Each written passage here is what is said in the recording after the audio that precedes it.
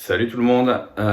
Aujourd'hui on va pas travailler un morceau, pas deux morceaux, pas trois, mais 8 morceaux, rien que ça. En fait on va pas les travailler tous les 8 en entier.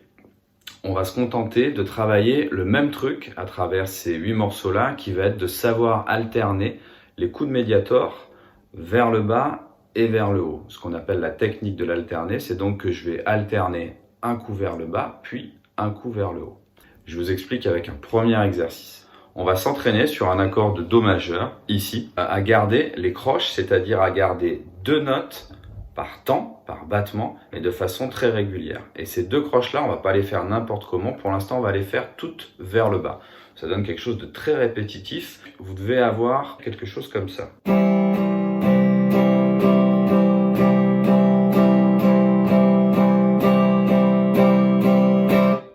Pas très intéressant, je suis bien d'accord avec vous. Ce qui est plus intéressant, c'est que quand vous faites ça, vous devez essayer de sentir à l'intérieur de vous si vous avez une sensation de difficulté, de résistance à ce mouvement-là, ou si plutôt ce mouvement-là est cool et fluide, et dans ce cas-là, on passe à l'étape suivante.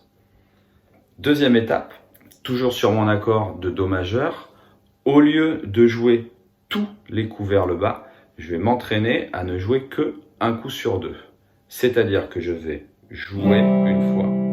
Ma main droite va quand même descendre une deuxième fois, sans jouer, et c'est là où c'est dur, et je vais reproduire ce mouvement-là plusieurs fois.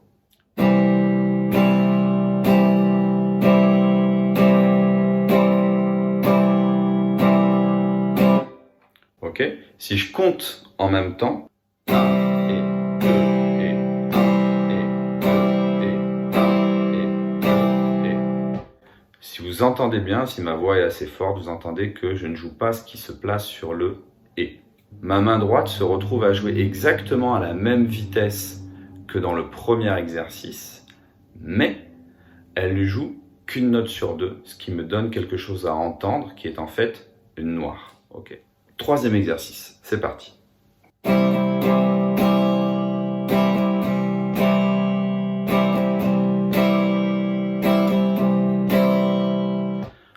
Dernier exercice, on va toujours rester sur Do majeur, ça va nous donner ça.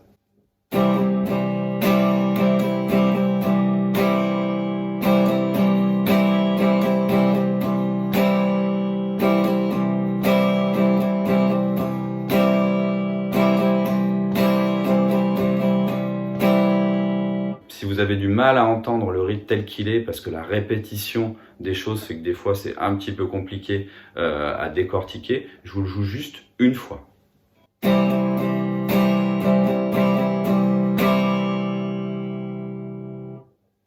Et ne brûlez pas les étapes, c'est-à-dire que tant que vous n'êtes pas à l'aise sur un exercice, ne passez pas au deuxième, ça ne sert à rien. Pareil, du deuxième vers le troisième, etc. etc.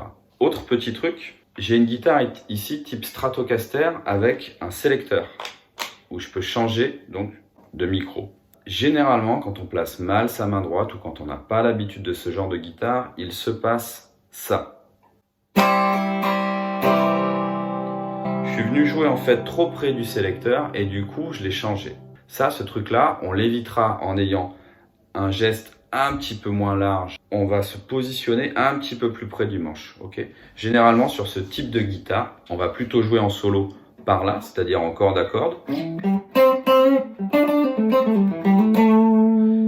Et puis, si je veux jouer avec une main droite un petit peu plus large en rythmique, je vais me positionner plus près du manche pour ne pas avoir à heurter le sélecteur. Voilà, c'est tout quant aux petits exercices de préparation qui vont vous permettre d'être un petit peu plus à l'aise pour pouvoir jouer les différents morceaux. Juste pour rappel, le médiator se tient comme ceci entre le pouce et l'index, voilà, sur le côté. On va commencer par Hey Joe de Jimi Hendrix, qu'on a un petit peu simplifié pour pouvoir travailler à l'intérieur de ce morceau-là, le fait d'alterner les coups de médiator vers le bas et vers le haut.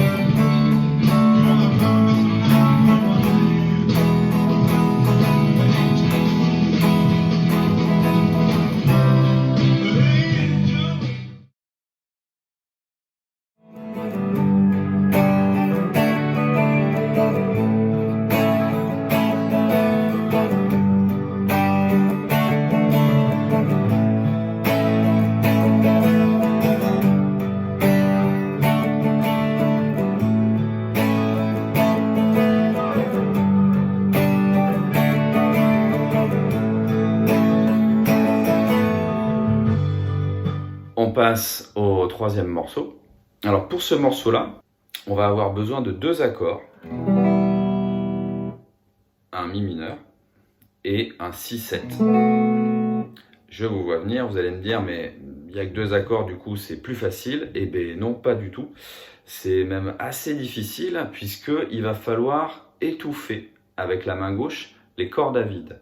C'est-à-dire que là, c'est ma main gauche qui va non seulement appuyer sur les bonnes cordes, mais aussi relâcher les cordes sur lesquelles j'appuie et se tourner légèrement comme ça pour étouffer le son. Ce que vous devez travailler avant de vous lancer sur le rythme, c'est ça donc.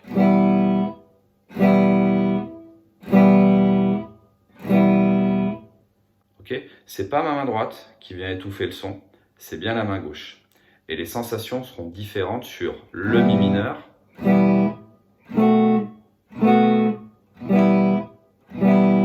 et le si 7, les 2 accords. Donc ça va nous donner quelque chose comme ça.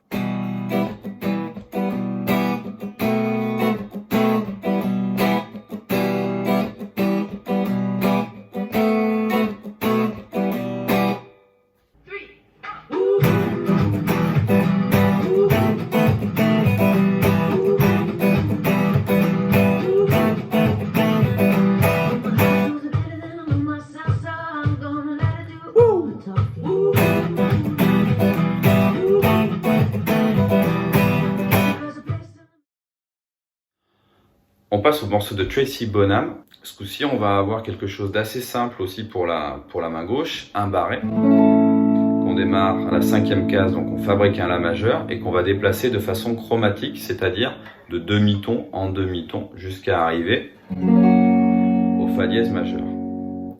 Ce coup-ci, pas de corde à vide, donc du coup c'est la main gauche qui fabriquera les petits silences qu'on entend entre chaque coup de médiator.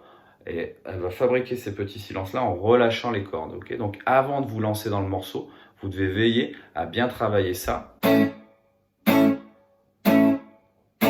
C'est-à-dire que je joue l'accord et en relâchant la pression de mes doigts main gauche, je fabrique du silence tout de suite après. Très important de savoir fabriquer du silence en musique.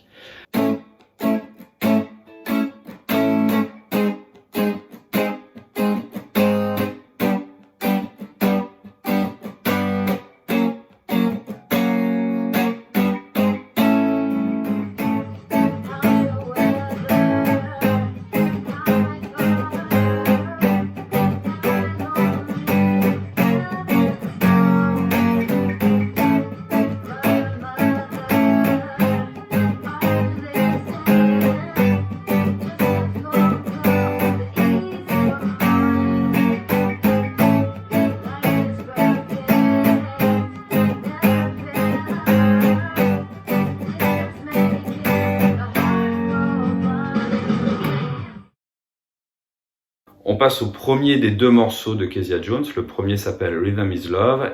La rythmique, la difficulté, c'est que ça démarre pas sur le temps. 1, 2, 3, 4, 1.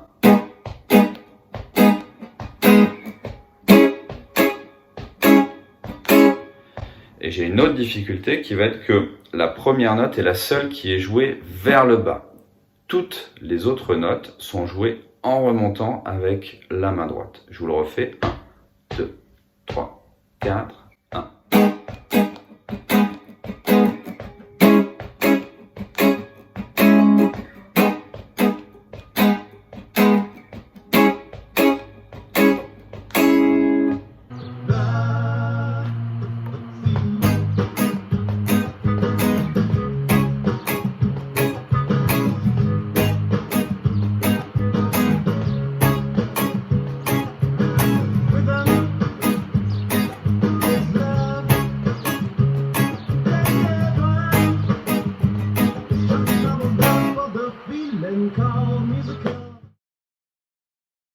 Beautiful Emily, on a différents accords, un sol mineur, un si bémol mineur, un ré mineur, un do mineur.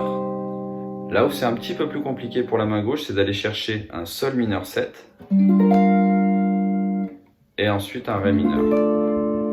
Okay. Le rythme tel qu'il est pas très très difficile. Ce qui est beaucoup plus compliqué à avoir, c'est le feeling entre les notes.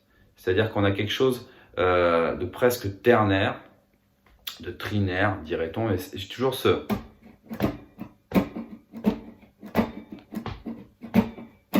espèce de mouvement-là qui va être cyclique et qui va faire que entre les notes jouées, j'ai du groove qui s'installe avec ces ghost notes et avec une façon de faire résonner les accords avec la main gauche. Je vous le joue lentement. 3, 4.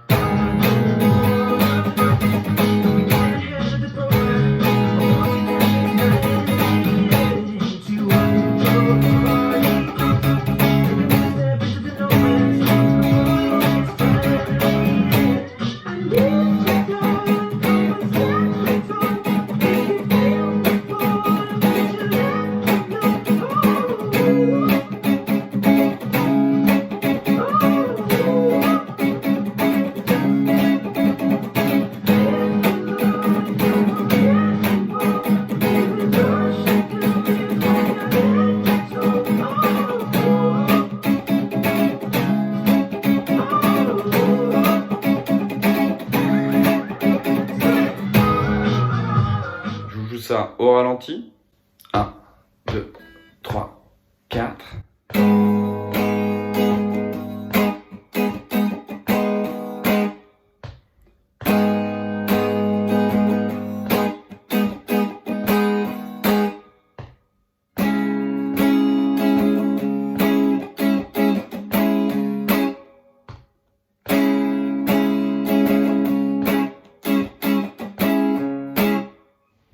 Et puis donc une deuxième rythmique à partir du moment où il vient de prendre la voix de tête, que je ne ferai pas parce que c'est un petit peu haut pour moi. Voilà.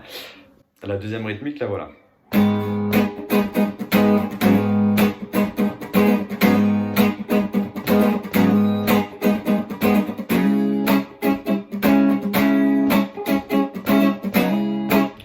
Je vais la faire un petit peu plus lentement.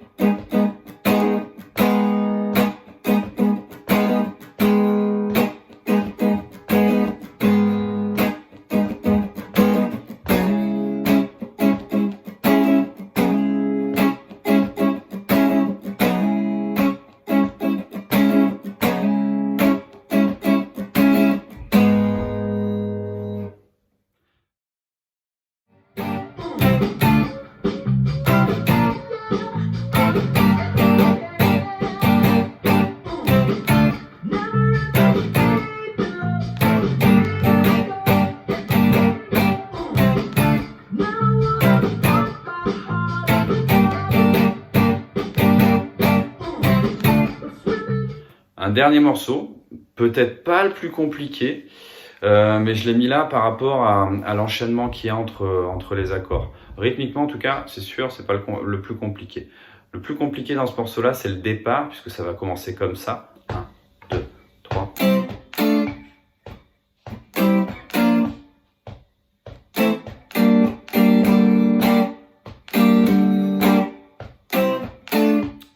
Voilà. Bon courage, bonne chance. Si vous avez envie de faire l'un de ces morceaux en entier, vous me le dites. Voilà, il s'agissait juste ici de bosser en fait l'alterner à travers tout ça. Donc là, le fait d'alterner les coups de médiator vers le bas et vers le haut. Ok, et puis de bien sentir le groove. Et pour cela, je vous le redis, il y a besoin de répéter les choses. On comprend en une fois, mais par contre, pour bien sentir, pour bien digérer le rythme, le mouvement, la musique telle qu'on l'a entendue et telle qu'on a envie de la ressortir, faut répéter les choses. Voilà. Et c'est dans la répétition qu'on prend du plaisir et puis qu'on commence un petit peu plus à groover et à bien se placer rythmiquement. Voilà, je vous souhaite de joyeuses Pâques. À bientôt, portez-vous bien.